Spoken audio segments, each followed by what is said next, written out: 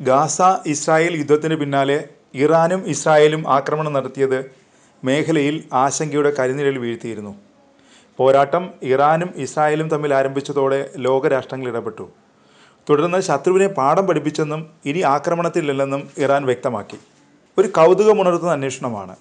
ആരാണ് കരുത്തർ, ഇസ്രായേലോ ഇറാനോ? ലോക സൈനിക ശക്തിയിൽ ഇറാന് 14 റാങ്കും ഇസ്രായേലിന് 17 റാങ്കുമാണുള്ളത്. സൈനിക ശേഷിയിലും ഇൻ്റലിജൻസ് മികവിലും മുന്നിലുള്ള രാജ്യമാണ് ഇസ്രായേൽ.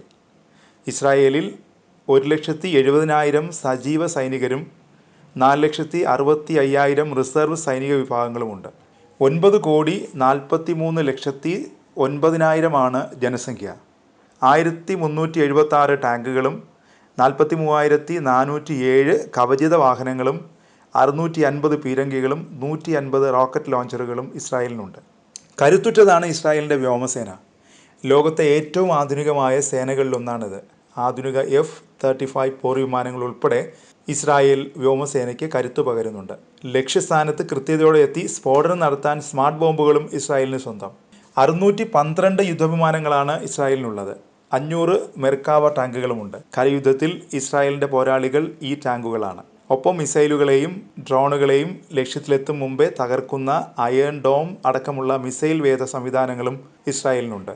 ഇസ്രായേലിൻ്റെ കൈവശം 50 ആണവ ബോംബുകളുണ്ട്. ഇവയിൽ 30 എണ്ണം വിമാനങ്ങളിൽ നിന്ന് തൊടുക്കുന്ന ഗ്രാവിറ്റി ബോംബുകളാണ്. ബാക്കി 50 എണ്ണം മധ്യദൂര ബാലിസ്റ്റിക് മിസൈലുകൾ ഉപയോഗിച്ച് തൊടുക്കാവുന്നവയാണ്. 79,50,000 ജനസംഖ്യയുള്ള ഇറാനിൽ 6,10,000 സജീവ സൈനികരും 3,50,000 റിസർവ് സൈനിക അംഗങ്ങളുമുണ്ട്.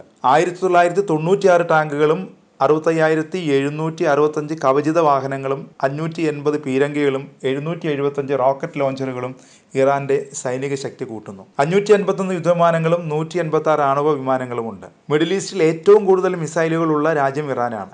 20 തരം ബാലിസ്റ്റിക് മിസൈലുകളും മറ്റ് അനവധി ക്രൂസ് മിസൈലുകളും ഇറാന് സ്വന്തം. ഇവയിൽ ഹൈബർ ബസ്റ്റർ എന്ന മിസൈൽ എടുത്തു പറയണം. ആണവ രാഷ്ട്രമല്ല ഇറാൻ, എന്നാൽ ആണവ സമ്പുഷ്ടീകരണ പദ്ധതി ഇറാനുണ്ട്. 2023 ആദ്യ ഹൈപ്പർസോണിക് മിസൈലും ഇറാൻ അവതരിപ്പിച്ചു. ഫത്താഹ് എന്ന് പേരിട്ടിരിക്കുന്ന മിസൈലിന് ഏതു ശത്രു മിസൈൽ സംവിധാനങ്ങളെയും തകർക്കാനും ആക്രമിക്കാനുമുള്ള കരുത്തുണ്ട്. എന്നാൽ സൈനിക ശക്തിയിൽ മുന്നിട്ട് നിൽക്കുന്ന ഇസ്രായേലിനെ ഞെട്ടിച്ചുകൊണ്ടാണ് മാസങ്ങൾക്ക് മുമ്പ് തികച്ചും അപ്രതീക്ഷിതമായി ഹമാസ് ഇസ്രായേലിനെതിരെ ആക്രമണം നടത്തിയത്. ആക്രമണം തടയാൻ ഇസ്രായേലിന് സാധിച്ചില്ല.